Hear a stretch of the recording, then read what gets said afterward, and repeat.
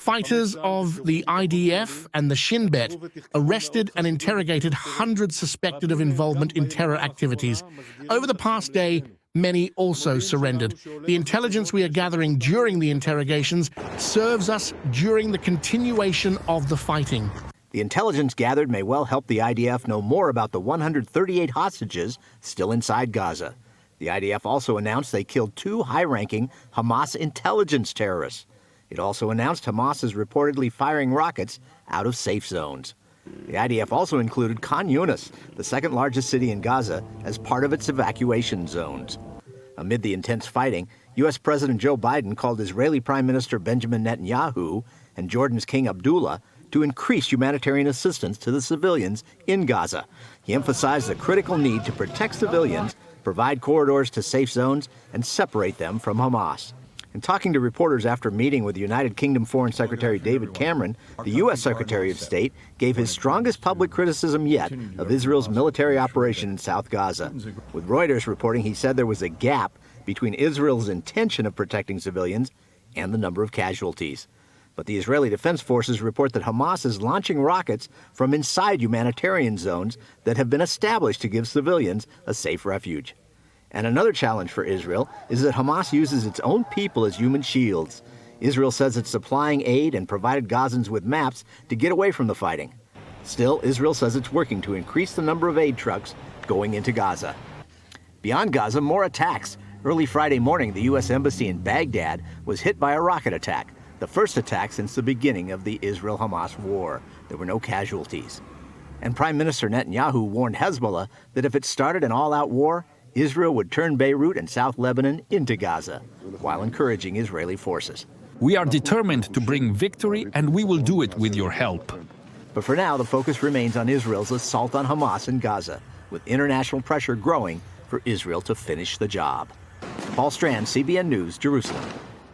In my opinion, the pressure should be put on Hamas, not on Israel.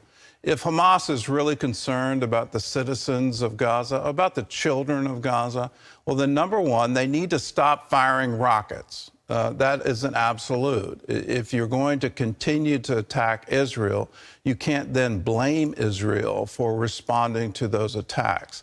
The second thing they should do, they should unconditionally surrender, give themselves up for the sake of the children of Gaza.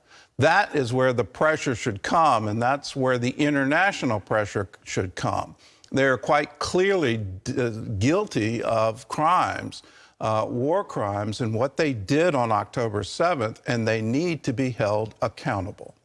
Well, Dr. Ophir Falk is a foreign policy advisor to Prime Minister Benjamin Netanyahu, joins us now for more from Tel Aviv. So let's talk about this growing international pressure on Israel. The Biden administration and the United Nations are now putting pressure to limit civilian casualties, but all at the same time, Hamas seems to be placing them in harm's way. What can Israel do about the situation? Well, thank you for having me. Of course, Israel seeks to minimize civilian casualties. That's our strategy. That's our counterterrorism strategy for over 75 years. We seek to minimize civilian casualties, not only because it's the right thing to do, because it's the effective thing to do. On the other hand, Hamas seeks to maximize civilian casualties, not only because it's a sick, genocidal terrorist organization, but because they see that as an effective propaganda tool into coercing Israel to stop the war, to get a ceasefire, and to get and to go for another war after they regroup. That's not going to happen. Prime Minister Netanyahu's war cabinet defined the mission of this war. It directed the IDF to destroy Hamas, so that they will never be able to attack Israel or anybody else ever again, and to free our hostages. That is exactly what the IDF is doing as we speak right now, destroying Hamas, and we're doing everything we can to free the hostages. Well, let's turn to the UN. The Secretary General has invoked a rarely used resolution calling for a ceasefire. And Israel's foreign minister has now accused the Secretary of anti-Semitism. What's your prediction of what's going to happen at the UN? Well, Israel is actually quite accustomed to the General Secretary's double standards that he sets for Israel. But in reality, Israel has set the standard for minimizing civilian casualties. The ratio of unintended deaths as to terrorist deaths is the lowest in the lowest, actually, I think, in modern military history. And the IDF sets the standard in that respect. The UN would be very helpful if they fulfill their charter and help with humanitarian aid. It's already been more than 60 days, and they haven't been able to erect very many tents in the safer zones that we have established for the civilians, for the civilian population. That we have urged them to get out of harm's way. We've given them prior notice. There aren't very many, if any, militaries on Earth that would give notice before they attack. And then we've given notice to all of the civilian population in Gaza to get out of harm's way and into safer zones. We would appreciate if the UN would and the UNRWA people fill up to their duty and to help civilians. Let's talk about duty. Red Cross has been criticized by Israel for not attending to the hostages. It's like in the recent days, it just seems to be ignored that there are Israeli hostages in the hands of Hamas. What's your message to the Red Cross? Well, my message to the Red Cross, and actually to anybody, any country and any person of moral standing, to demand the immediate and unconditional release of all the hostages immediately.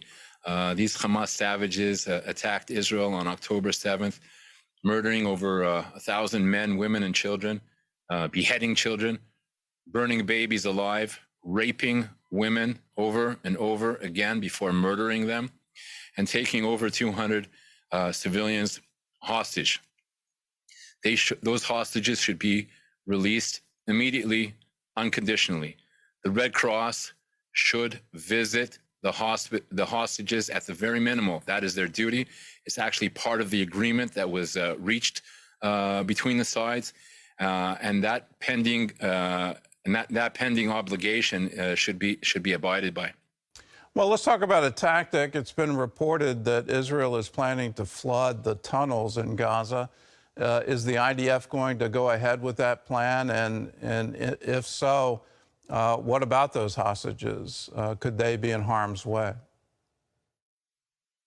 Well, clearly, I can't get into any operational details of what the IDF will or will not do. What I can tell you is that the IDF will destroy Hamas. The IDF is destroying Hamas as we speak right now. The IDF will also do everything possible to free the hostages. Those two missions are not mutually exclusive. We've already been able to free 110 hostages. If you would have talked to me 2 months ago, or to anybody 2 months ago, I don't think anybody or very few people would have told you that 110 freed hostages would be was something possible. Thankfully, thank God, we've been able to free 110 hostages, and that has been the result of IDF pressure, and more pressure will be put on Hamas to free the hostages. And we also appreciate the assistance given by the United States in that manner as well. That the President of the United States actually personally intervened in the hostage negotiations and has assisted in that matter.